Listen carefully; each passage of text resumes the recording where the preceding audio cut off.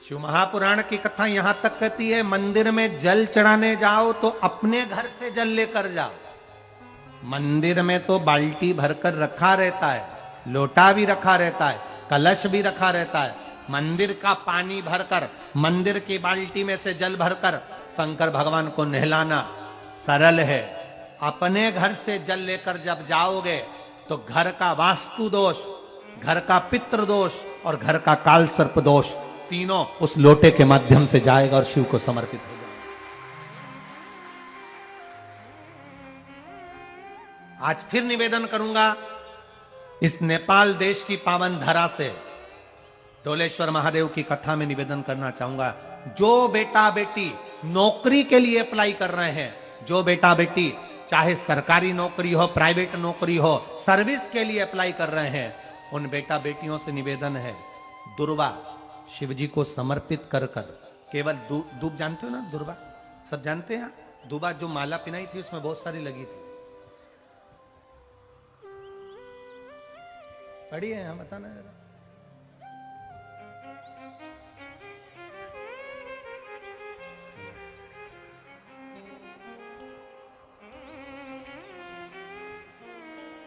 दुर्वा, जो बेटा बेटी सर्विस के लिए अप्लाई कर रहे हैं, तुम मेहनत करो, पढ़ाई करो, खूब पढ़ो, खूब तैयारी करो, अच्छे से तैयारी करो। जितनी मेहनत तुमने पूर्व में करी उससे दुगनी मेहनत तुम करो उस नौकरी को पाने के लिए।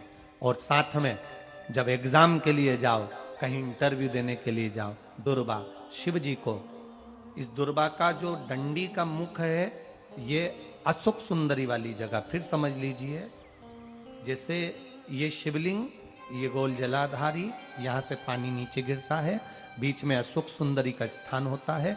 तो ये जो दुर्वा हम चढ़ाएंगे तो इसका डंडी का मुख शिवलिंग की पर चढ़ाएंगे तो ये शिवलिंग पर डंडी की जो भाग है वो अशोक सुंदरी की ओर हो गया और ये भाग इस ओर हो गया। शिव जी को समर्पित कर कर पहले दुर्वा चढ़ाएंगे, उसके बाद में देवाधिदेव महादेव को एक लोटा जल जो तुम घर से लेकर गए हो वो समर्पित करो। 3 महीना लगातार अपनी पढ़ाई की मेहनत करो, अपने इंटरव्यू की मेहनत करो और खूब अच्छा पढ़कर साथ में एक लोटा जल और दुर्वा शिव जी को भले 10 दुर्वा की जगह केवल एक दुर्वा चढ़ाओ, चढ़ाकर जल चढ़ाना, 3 महीने तक लगातार बाबा से प्रार्थना करना। विश्वास कहता है अगला पत्र तुम्हारा व्यासपीठ पर होगा, नौकरी मिलेगी, निश्चित है। आप करो मेहनत, कर्म करने में पीछे मत हटना, पढ़ने में पीछे मत हटना, विद्या अध्ययन करने में पीछे मत हटना, अच्छी एजुकेशन पाने में पीछे मत हटना। पहले मेहनत अपनी करो। पूर्व में जो इंटरव्यू दिए हैं उसमें जितनी कमी रह गई, अगली कमी को पूर्ण करने के लिए अच्छी मेहनत करो, खूब पढ़ो, खूब अच्छे से विद्या अध्ययन और फिर बाबा पर समर्पित होकर जाओ, बाबा पर विश्वास कर कर जाओ, भरोसा पूरा कर कर जाना। इंटरव्यू देते समय अपना विल पावर मजबूत होना चाहिए कि मेरे साथ मेरा काल अधिपति महाकाल है, अब निकल कर मानो। हम दुकान खोलते हैं, कपड़े की दुकान खोल रहे हैं, किराने की दुकान खोल रहे हैं, लोहे की दुकान खोल रहे हैं, भंगार की दुकान खोल रहे हैं, किराना की दुकान खोल रहा है, पान की दुकान खोल रहा है। हम दुकान खोलते हैं पर दुकान खोलने से पहले तुम्हारे 2 मन हो जाते हैं, चलेगी कि नहीं चलेगी, खोल तो लूंगी, चलेगी कि नहीं चलेगी।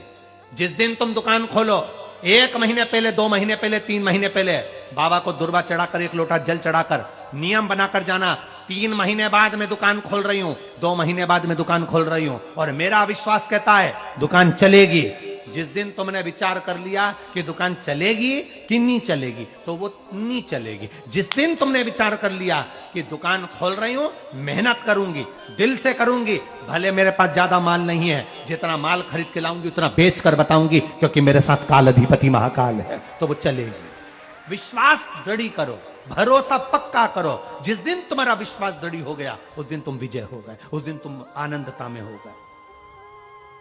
बच्चों का विल पावर कमजोर हो रहा है, दोस्त कह देते हैं सीए की पढ़ाई बहुत कठिन है, इंजीनियरिंग की पढ़ाई बहुत कठिन है, डॉक्टर की पढ़ाई बहुत कठिन है। साथ वाले ऐसे मत ढूंढना जो तुम्हारा विल पावर कमजोर कर दे।